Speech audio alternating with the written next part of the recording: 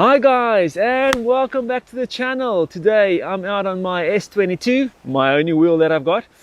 I've been seeing all these new lovely shiny wheels that everyone is riding in the US of A and wherever they are coming from, and it's making me really excited about these new things. But I think I'll make a separate video of each of the wheels and what I think about them, if you guys are interested in something like that. But yeah guys, massive apology. I haven't been out on the wheel for a pretty much two weekends, and it's just been raining. We also had the time change, and I couldn't get home from work. It's too late, and on the weekends it's just been raining. So massive apology for that. But yeah, I thought get out. It's gonna smash it out in about an hour's time. Get some riding done. Get the legs back into action to do some more riding. And I thought I'll bring you guys along. But yeah, I wanna take each of the new wheels coming down the line. The latest one now, the Veteran Lynx. I also want to have a little chat about the pattern. I wonder why people would buy the pattern if they can get the Lynx. If the Lynx, especially in the UK, if the Lynx is coming in the same shipping container as the pattern, you know, why would you buy an older wheel if you can get a newer wheel at the same time? Then as well, there's the V14. I see the S16 is also out, but I'm going to make separate videos and just talk about them. You know, I don't have the what do we call it, the connections to have these wheels delivered to my house, so I can test it and bring you guys some feedback on it. But yeah, so let me know in the comments below if you would be interested in something like that. The other thing that I want to ask you is, you know, I've been riding for quite a few years, since the 9bot C Plus. And I wonder if there would be anyone keen for a little video about just starter tips. Let me know in the comments below as well if you are keen for a little separate video just to cover some starter riding tips. Very basic, you know. The more people we can get excited about this sport, the better. You know, more people on the wheels and more people buying the stuff. You know, we might push the government to hurry up with this, you know, the PEV segment of electric vehicles that they want to register, or whatever they want to do it, so we can ride it freely here in the UK. But yeah guys, let me know in the comments what you would be interested in, and then I can get smashing with that videos. Okay, let me stop the waffle. I'm going to ride through the forest here, and then I'm going to go down to the canal and see how it looks like there. But I've just done this short little stretch here, and it's super muddy. So, but yeah, any riding is good riding. If it's slow riding, if it's fast riding, if it's muddy riding, if it's falling riding, it all teaches you how to operate your wheel. And that's always good. More learning is always good. I also see there's a new firmware for my wheel. I think it's 233. With a few updates. I'll do a little video about that when I do the update as well. Okay, cool. Let's stop the waffle and let's get riding. Oh, I hope you guys are doing well. Okay, I just want to give you guys some feedback about my Grizzla side pads. It eventually arrived, so super happy with this. The quality is really good, and it's definitely worthwhile spending that money to get yourself some Grizzla pads, or Grizzla fairings. The side pads is also awesome. Been really enjoying them, and you can readjust them. These are the original ones, so don't have the flow ones, the fully adjustable ones, but these ones work perfectly for what I'm using. But these fairings, it's like a nice thick plastic, and it screws into the side. I've put some Loctite on, and that should hold. But what I found with the little bit of a longer screws is my trolley handle only goes up a little bit, so it might be that the screws are sticking through the inside and it's restricting the trolley handle. Beautiful! Yeah, it gives you a lot of option to fit your side pads, power pads, whatever. Gives you a nice, and it's really sturdy. You can see it bends a little bit, but that's about it. It gives you for me, braking is way more important than accelerating for my riding that I do, and it's so nice to be able to adjust your rear pad that it is perfect for stopping. So yeah, super happy with that. If you guys are interested, check out the guys from Grizzla. They've got the side fairings. Okay, let's get going.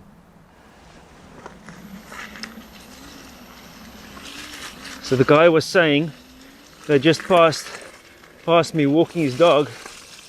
He was saying it's super muddy here in the front. And these are the things that when you ride a wheel, all these little slipping and sliding all helps with balance and learning how to keep the wheel upright. So with this little bit of rain and so forth, it's going to be interesting to see if these new bearings last the winter, because as you guys know from a previous video, I have replaced the bearings, or Personal Electric Transport replaced the bearings for me. So I'm hoping that they would last for this winter section. Really keen. So I'm going to go down here. Let's go and see. Ooh. Yeah, it is proper soggy, and with it being soggy, the roots and stuff is like, it's like an ice rink, just because it soaks up all the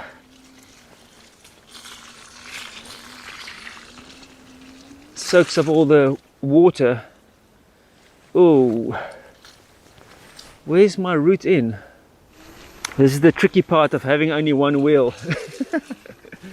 You need to be able to adjust all your sensors from balancing to and your eyes to cover for roots and a massive pond. So that is too deep for this wheel to get through. So yeah, this is it's a bit too deep for the wheel.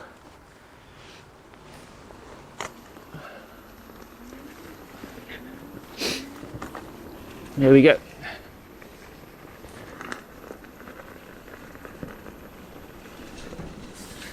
But yeah, so the bearing was replaced. Super happy with the service that Personal Electric Transport gave me, and all we can do is hope that this bearing lasts.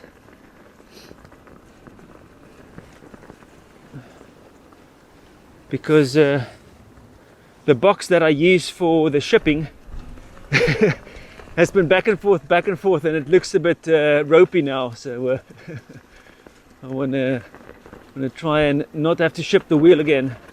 But the shipping worked really, really well. Guys picked it up, dropped it off. Super happy.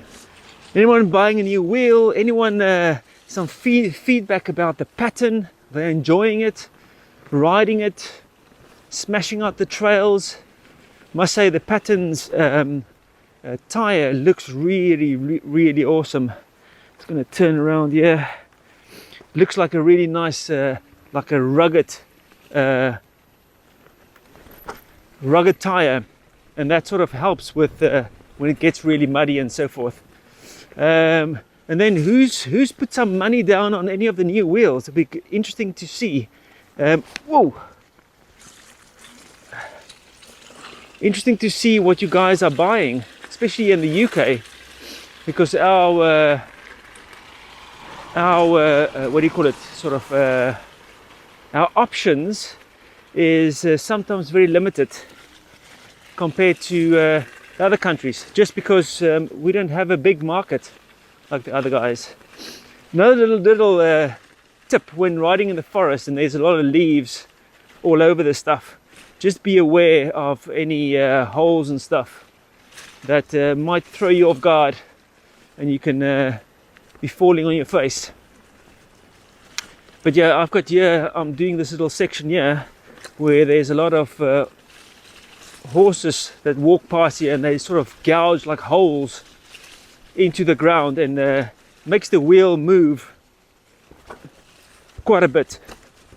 And also when you're going over roots and stuff, try and take it at a 90-degree angle, sorry, a 180-degree angle, so you don't slip out, because the wheel keeps on supplying torque, and if you don't hit it at a proper angle, then you can go down. So don't want to do that.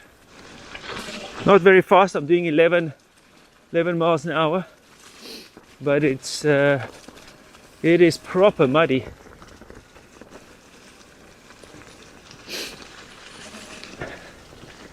But it allows you for some more practice. That's what it's about.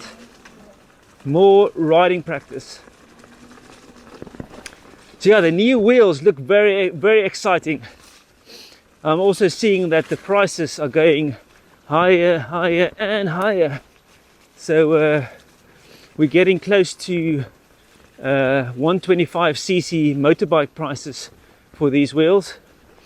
And again, it's, if they keep on making the wheels better, then it matches up with the price. Hello. Morning. Oh, wow.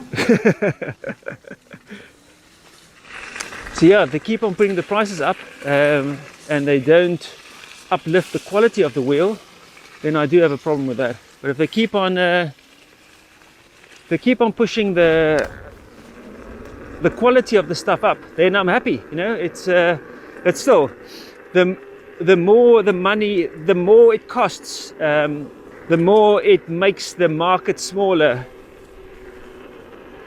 Specifically, you know, for new riders, because there's no real small wheels coming down the line. It's all what do you call it? Taking the old designs and just refreshing them, and the designs are very old. Yes, putting new what do you call it? Pedals on it, and giving it a different color doesn't really make it better. You know, I want to see better BMS systems, better batteries, better waterproofing, specifically, and specifically the lower end wheels. You know, all that technology of the higher end wheels should filter down to the smaller wheels, and the smaller wheels should get better. And specifically if you want to buy it as a second wheel or a trainer wheel, it's always cool to have a nice wheel that you can give to someone for them to learn on. You don't mind being ripped to pieces. But yeah, you don't really, for a smallish new rider, you don't want to put them on an S22 or a Pattern or any of the other wheels. It's just too big, too heavy, and it takes too much time to get them up and running. It's a nice wheel, and you know, people can learn on it. I'm not saying you can't learn on it. I'm just saying it makes it a little bit harder. Like a S18, it's a nice learner wheel as well. But yeah, you know, for lighter riders, children and so forth, it might not be an easy wheel because it's still heavy. But yeah, some awesome wheels coming down the line. So very happy to see that. Just worried that the price is going to be £6,000, and then it becomes like a motorbike. And if I'm paying that much money, then I need the quality to be like a motorbike. Just for me, my personal opinion. As you guys can see, it's like nice and grey, and the clouds is building up for the rain. But yeah, just to carry on with the price, if you are paying $5,000, if you're paying $5,000 for a EUC, you can pick up a really nice bike for even less money than that. And yes, you have to have a bike license and so forth, but yeah, you get a thing that you can ride anywhere and everywhere and as far as you like, where with these wheels, if you buy something similar, if the prices get out of control like that, you're gonna really get something that is subpar build and quality, not weather sealed and this and that the other, not be able to get any spare parts because it's you have to wait months for dealerships to get it in. It's not like a Honda or a Yamaha where you can get parts freely. So yeah, it's just something to think about, you know. I'm always looking for something, the best option to ride from my house to work. That's got the least amount of effort and it's the cheapest price. Now, for me, the EUC is definitely that. You know, I can actually get on it, I can ride it, and then I don't have any problems. But yeah, when it becomes winter, next to the canal where I live, I actually cannot. So it's just because it is way too muddy. And it's pitch dark, so there's no lights for my 10 miles of ride to the office and back. And I don't, you know, if it was like a street where there was sort of some sort of lighting, then great stuff. But if there's nothing, listen, I can't even see my hand in front of you. And I've tried some lights and so forth, but it's just not great. Got some people coming through the water, so I'm not going to go through this water. So this is I went through with my bike on this, and it's quite deep. But yeah, this guy's got a little 4x4, and he made it. To the electric Kona, perfect. So yeah, I'm not going to go down there. So yeah, I'm not going to go through there. I've tried it with my bike and it stuffed up one of the components on it. So I don't really want to go through there. I want to ride my wheel, not have it in the shop. So yeah, when the prices get that high, you know, it's sort of on a small motorbike level.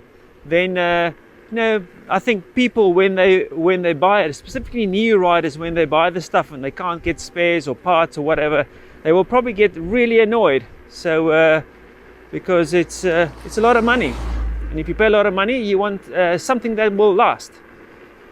But yeah, on the flip side, you know, the errors or the problems that I've had with my wheels since I've started riding was very minimal.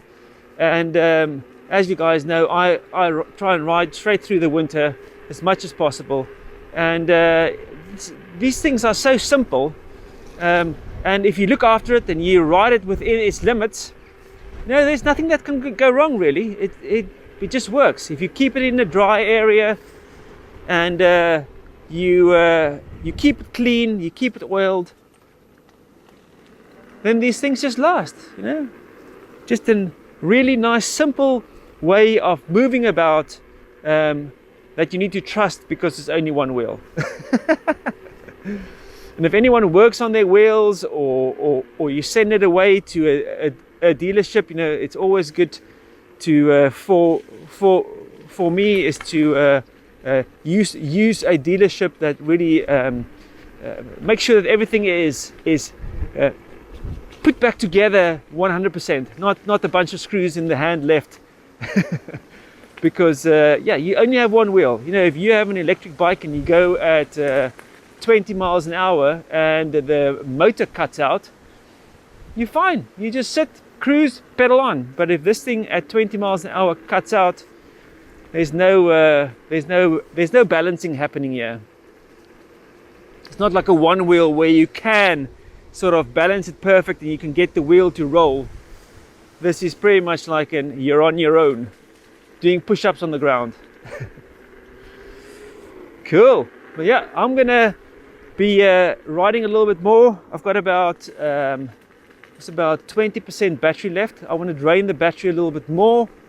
Now and then I find it that I want to ride the wheel till it's almost flat to tilt back, and then I can do a full charge, just conditioning of the battery. because sometimes this wheel in the summer does about 40 miles for my type of riding, S22, but so I always have to like sort of charge it every night to top it up. So I try to charge it up to 80%, and then I ride it to work and back. But now in the winter, I sort of try and ride it all the way down to give the battery a bit of exercise, I call it.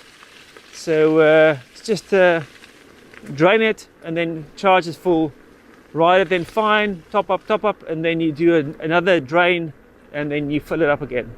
Just keeps the battery through the whole range. Not totally dead, not totally dead. About 20% battery left. Yeah. Awesome. Okay guys, I hope you enjoyed this quick little update. No, it's probably not going to be quick. This little update video. Let me know about those options for videos. Can bosh them out. And again, thanks for watching. And I hope to see you on the next video. Cheers guys. Ciao.